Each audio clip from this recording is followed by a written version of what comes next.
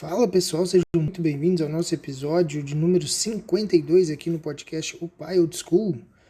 Meu nome é Rafael Henriques e hoje eu queria falar um pouco sobre um assunto bastante pessoal. Um assunto que eu acho que eu já comentei algumas vezes, mais por alto, mas eu queria dessa vez trazer algumas soluções práticas para isso, né? Eu tô falando da época que eu tava bem mal mentalmente, né? Então, assim, como que eu consegui resgatar minha saúde mental? Eu acho que isso vai ser útil para bastante gente, principalmente porque não é muito do feitio de homens buscar ajuda, né? Então, de repente, se você, homem, está passando por um problema desse tipo e de repente eu posso te ajudar de alguma forma, então eu já fico feliz com esse episódio. Foram algumas coisas, tá? Não foi uma coisa só. Provavelmente eu vou esquecer de alguns detalhes aqui, porque foi um período bem longo, né? Onde eu passei um aperto grande. No final das contas, assim, começou como um mal-estar, né? Um mal-estar muito grande com a minha rotina, com o meu trabalho, com tudo que estava acontecendo na minha vida. Na época eu tinha empregos em cidades diferentes, eu ia e voltava todos os dias. Os dois empregos como farmacêutico, nenhum dos dois eu gostava muito. Assim, eu passava muito tempo dirigindo, então eu estava sempre muito cansado. Além disso, a minha esposa, que era minha namorada na época, morava a uma distância grande de mim. Eu ia vê-la cada 15 dias, então dava mais ou menos uns 250 quilômetros para vê-la, né, ida, e aí mais 250 de volta, então 500 quilômetros de 15 em 15 dias, mais uns 250 quilômetros por semana para ir e voltar a trabalhar. Então, se você for fazer a conta, daria aí 1.000 mais 500, mais uns 2.000 quilômetros por mês. E além disso, eu fazia algumas outras coisas que eu vou falar aqui ao decorrer, que eram hobbies, né? Mas eram hobbies que me consumiam bastante tempo. Então, no final das contas, eu descansava muito pouco, apesar de que esses hobbies me ajudaram muito, por uma questão de alívio emocional mesmo, de fazer coisas que eu gostava e ter algum alívio mesmo, né, na rotina, no sentido de prazer mesmo, prazer pessoal. Eu queria falar aqui de algumas coisas porque talvez você tenha a possibilidade de começar com alguma dessas coisas, mesmo que você não tenha vontade de fazer nada. Mesmo que você não tenha vontade de fazer nada, porque o final da história é esse, né? Às vezes começa como um mal-estar, começa como um incômodo, começa como alguma coisa que te incomoda 24 horas por dia, que te dá um desânimo. E aí a maioria das pessoas vai falar que você tá sacanagem, que você tá preguiçoso, que você tá sendo meio fresco mesmo. Isso se você comentar isso com alguém, né? O mais comum é que homens não comentem essas coisas. O que é um puta de um problema, né? Mas enfim, vai começar com mal-estar quando você vê, cara, você já tá andando pela rua, pra cima e pra baixo, numa situação que parece que você é quase que uma espécie de uma casca vazia, né? Sabe quando você quebra o ovo e a casca fica em cima da pia, assim, e aí você pega, né, põe o ovo na panela, e a casca fica ali, a sensação é mais ou menos essa. Uma coisa vazia que só vai pra lá e pra cá e é isso. Eu cheguei a procurar na época um psiquiatra. Na verdade eu procurei dois, né? Eu vou comentar disso aqui mais pra frente. Então vamos começar aqui nos itens, porque eu não fiz exatamente um roteiro. Eu faço um roteiro e eu não sigo, então eu parei de fazer por conta disso. Primeira coisa de tudo, primeira dica que eu tenho pra te dar é não desista. Não desista. Por quê? Eu conheço gente que tem esse problema, que tem depressão, que tem uma ansiedade pesadíssima, que tem coisas, né, coisas que impedem de andar para frente, coisas que te drenam a energia. E 99% das vezes, quando eu chego tentando ajudar, tentando dar uma solução, tentando, né, socorrer de alguma forma, a pessoa reluta. Fala, não vai adiantar. Ah, não, isso aí eu já fiz, não adianta não. Ah, não, isso aí não, também não sei o quê. Ah, não, isso aí, blá, blá, blá, blá. Então, a pessoa meio que desistiu, né? Aí das duas, uma, ou ela realmente está num grau muito avançado, né? E aí é difícil mesmo, precisa muito de ajuda externa. Ou então ela tá só tentando fazer um charme, fazer um drama, alguma coisa desse tipo. É muito difícil saber o que, né? O que se passa na cabeça de uma pessoa, mas se eu pudesse falar, assim, é o primeiro de tudo, né? Porque o resto decorre disso. Não desista, tá? Parece que é um buraco sem fundo, mas quando você começa a fazer o caminho de volta, as coisas começam a tomar cor de novo, né? A vida toma cor, as coisas tomam cor.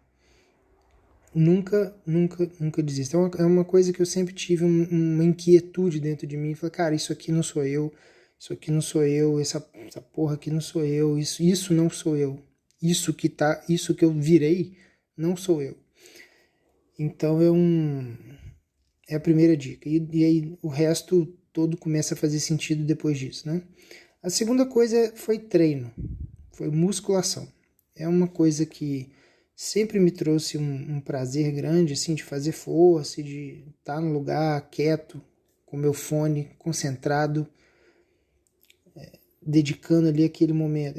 Eu sempre achei um saco para ir e sempre que eu consegui romper essa barreira e ir treinar, eu gostava muito. Com o tempo começou a fazer falta e hoje em dia eu já não consigo ficar sem. Eu fiquei 2 meses sem treinar e tava quase ficando maluco, voltei essa semana agora. Então, musculação é um negócio extremamente importante para manter não só a questão da saúde, mas os seus hormônios equilibrados, né? Quando você esgota o seu corpo, o seu organismo entende que precisa fazer uma série de coisas, entre elas, né, tem recuperação muscular, tem outras coisas, mas entre elas a parte hormonal começa a ficar muito ajeitada, né?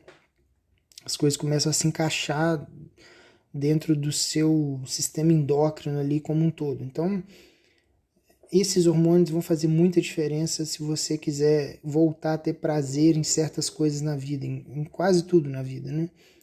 Então, pode ser musculação, é o que eu fiz, é o que eu presenciei, assim, é o que eu vivenciei, na verdade, e deu muito certo para mim. Eu gostava, me fez bem, me ajudou a tirar do buraco. Mas se você gosta de uma arte marcial, se você gosta de caminhar, eu sempre corri também. A corrida sempre me fez muito bem.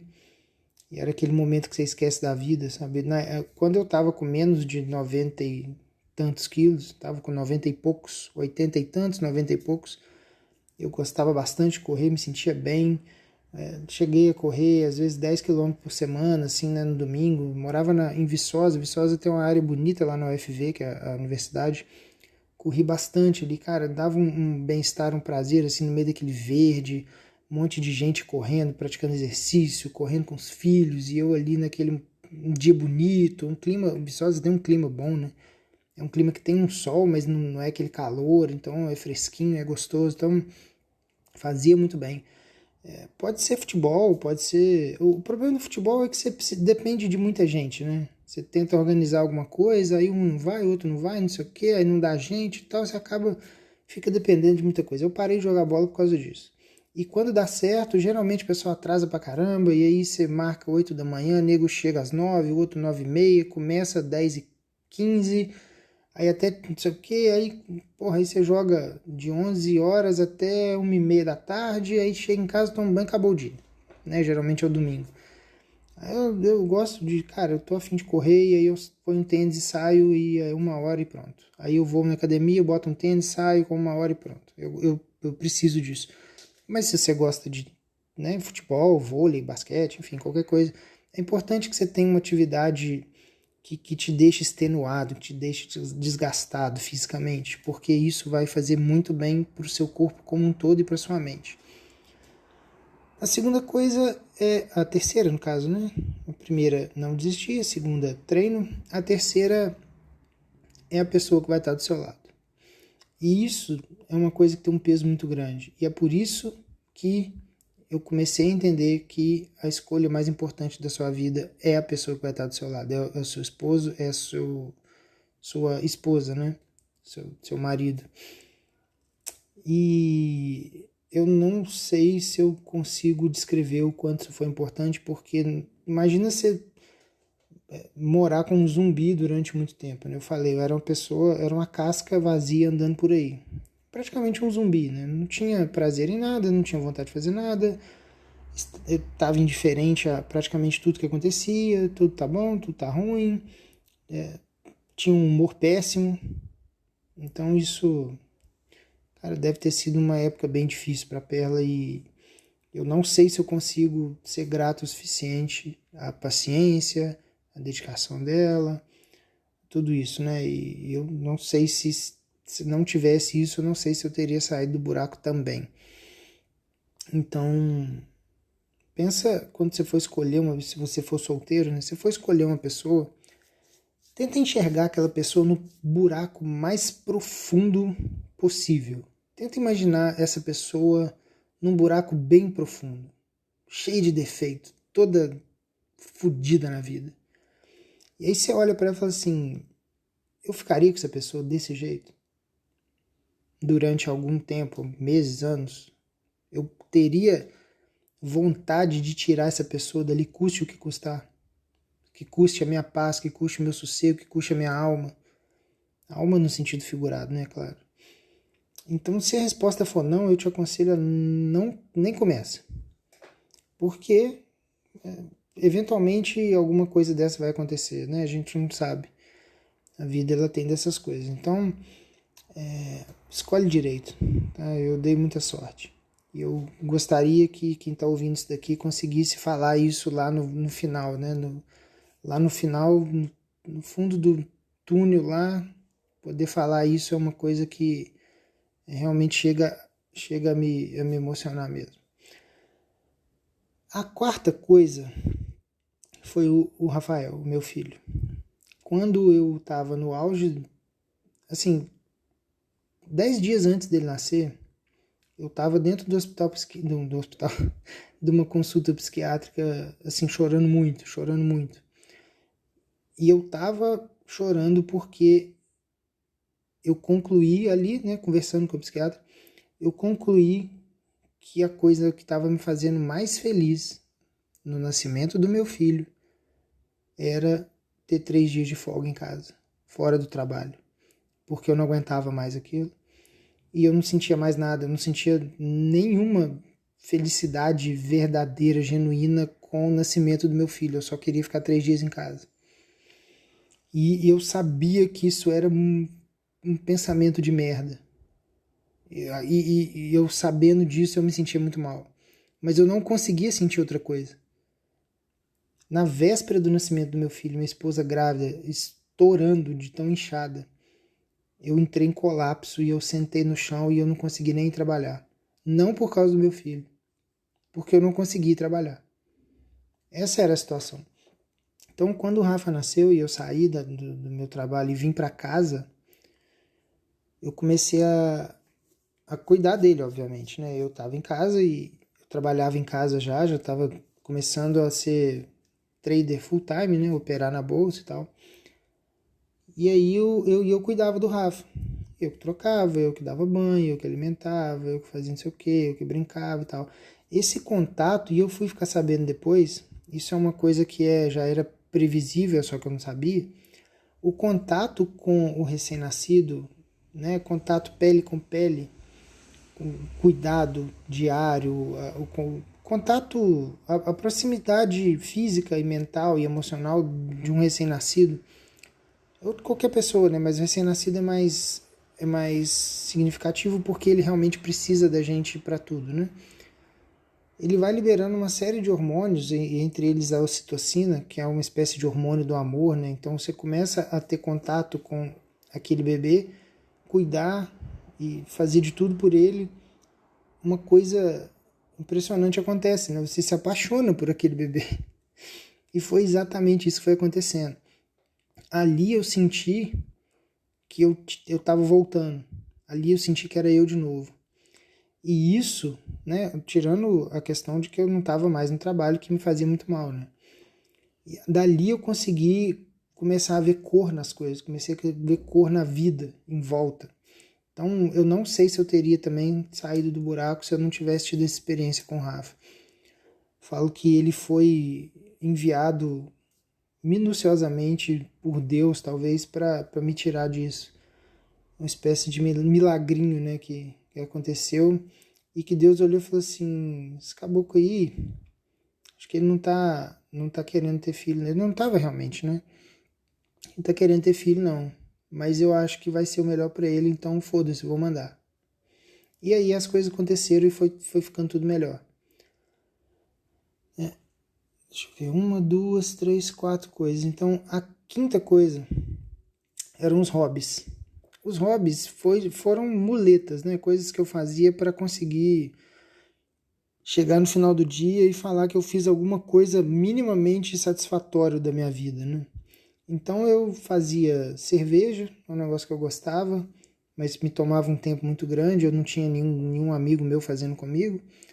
Eu só fazia sozinho mesmo, pegava um domingo, começava 8 da manhã e terminava 10 e meia da noite, fisicamente esgotado, mais ou menos o mesmo esquema do exercício, né?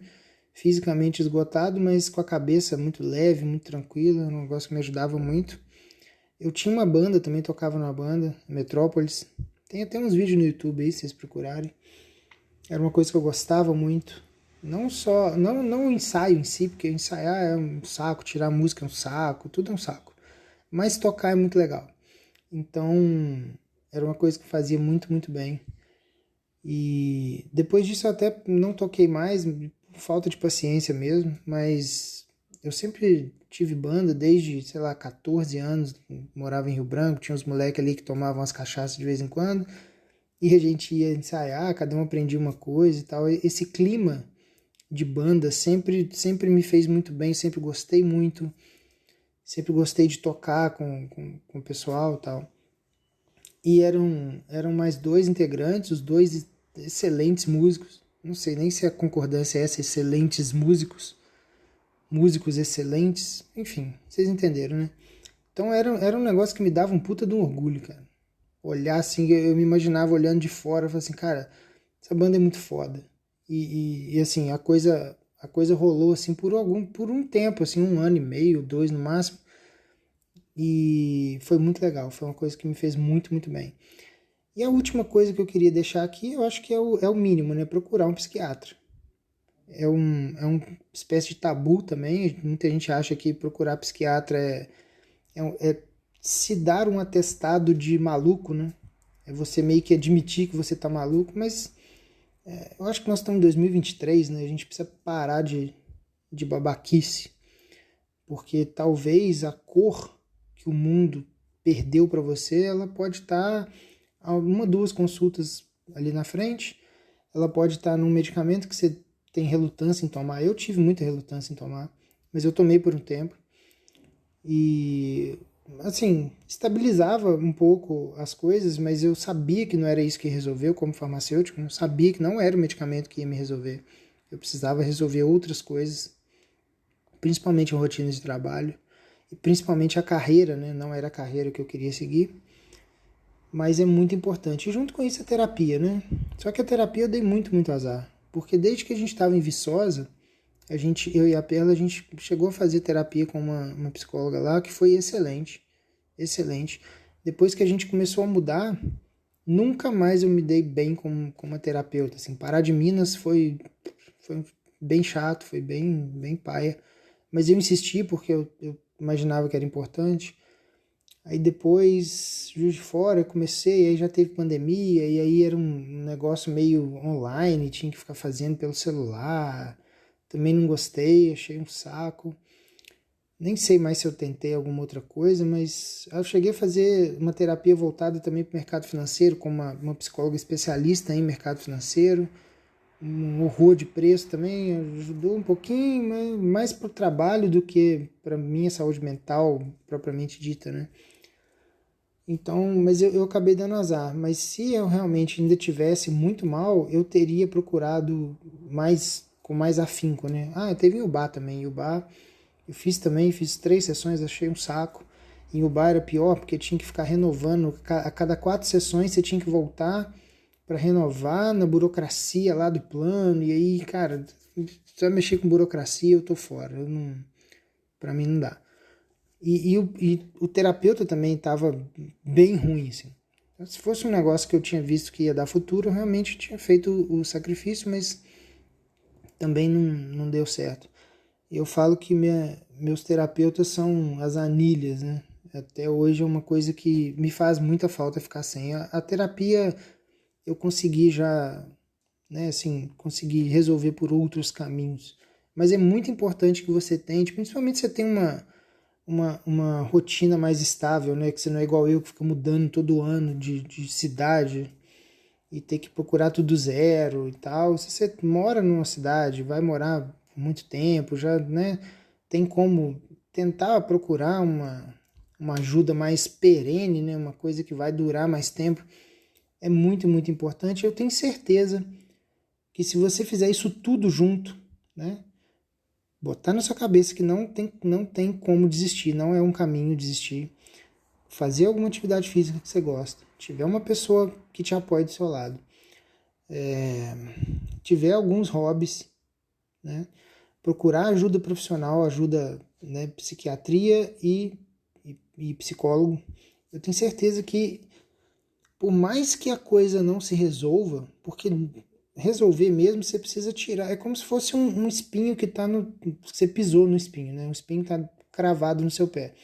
Você pode tomar até um anti-inflamatório, você pode tomar um remédio para dor, você pode tomar várias coisas, mas se você não retirar o espinho, aquilo ali não vai resolver. Eu sabia qual era o meu espinho.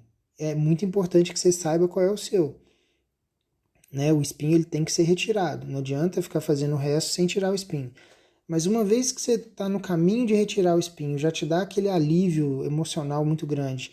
E aí você vai usando desses artifícios para tentar ir contornando, tenho certeza que você vai conseguir sair desse buraco.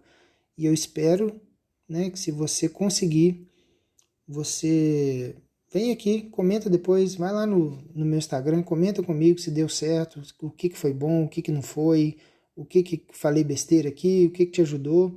Vai ser muito legal trocar uma ideia sobre isso. A gente precisa começar a falar mais disso. É muito raro que homens falem disso.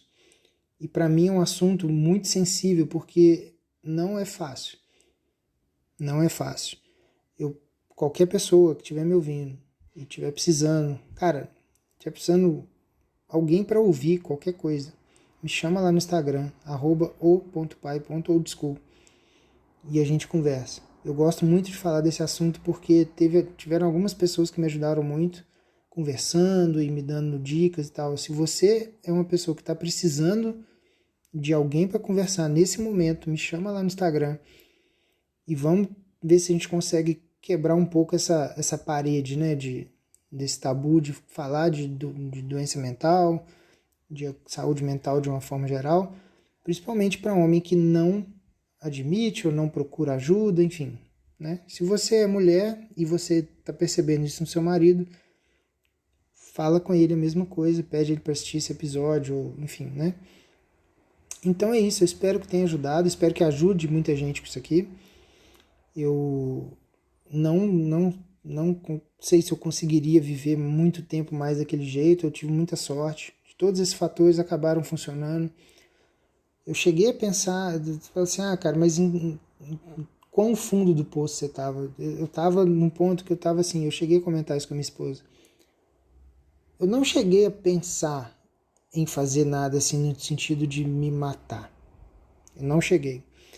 Mas eu cheguei a pensar várias vezes assim, voltando da estrada, cansado, cara, fudido, todo coluna doendo, cabeça doendo de cansaço, sem dormir, virado e tal. Eu cheguei a pensar assim, cara, será que se eu jogar esse carro nesse barranco aqui, ou nessa árvore, ou nesse caminhão aqui, será que eu não consigo assim, uns 10 dias de atestado para ficar à toa, só para dar uma descansada? Isso eu pensei muito, cara. Eu pensei muito nisso. Nossa, mas muito. Eu só não fiz porque eu tinha muito medo de dar alguma coisa errada, né? Tô querendo aqui 10 dias de atestado e fico paraplégico.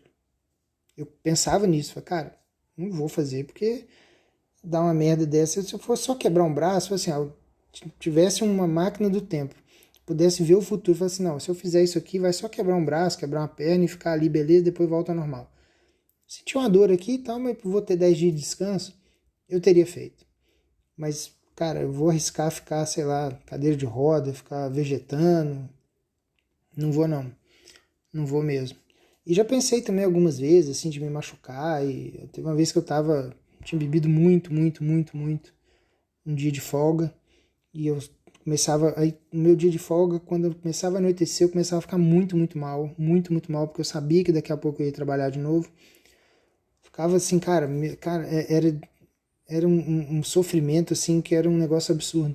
E eu, pra parar com isso, eu bebia muito, né? E aí eu tinha tomado vinho, tinha tomado gin, eu tava tomando cerveja.